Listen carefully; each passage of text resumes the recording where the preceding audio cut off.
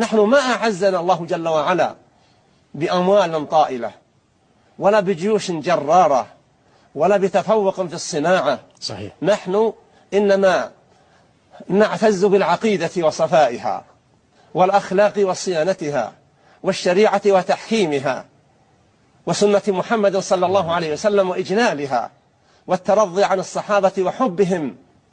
يجب أن يكون هذا سمت للجميع من كبار وصغار.